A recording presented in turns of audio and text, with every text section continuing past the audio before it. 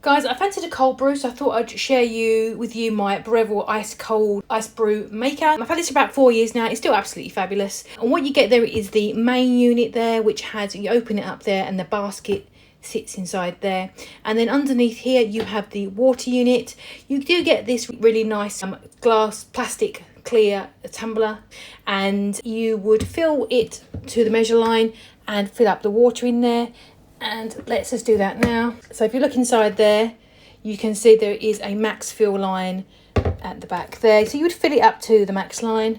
This is very simple. Once you've done this once, you're like, oh, this is really simple. You can do it every time. You can do it first thing in the morning when you are half asleep. So I filled it up to the max line, just pop that there, and then you would put your basket in top with your whatever preference of coffee you like.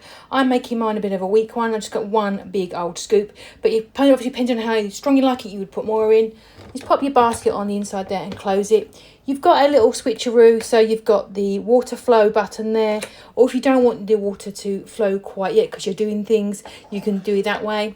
So I'll get rid of the rest of this water, and I'm going to put some ice in here. And while I get some ice, I'm going to get the machine going. On the side here, there is a start button. It makes a lovely barista sound. So let me just turn that on. And it will slowly start to brew, heat the water up to start brewing the coffee.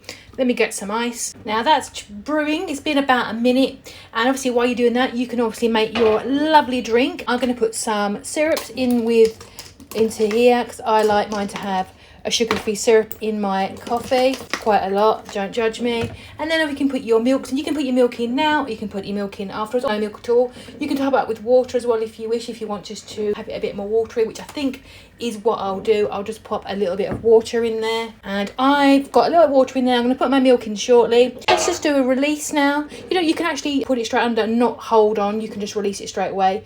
But let's just do that there, and there is the glorious morning nectar flowing over the ice to make it nice and cool. And that ice will obviously bring that temperature right down. You can add more ice in if you wish. And I'm going to add my creamer concoction. This is a mixture of milk and almond milk, so it looks a little bit strange. And as it gets to the end, it will start making that noise, so you know that your coffee has flowed.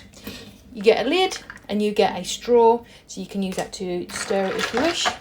Let me just close the valve, and there you go. You've got the cold brew. Make it as strong or as weak as you wish. That is nice and cold and absolutely delicious. It's a really fab little device. I really recommend it. If you're a cold brew person like myself, it's a really fun, economical way to make it yourself at home on the go.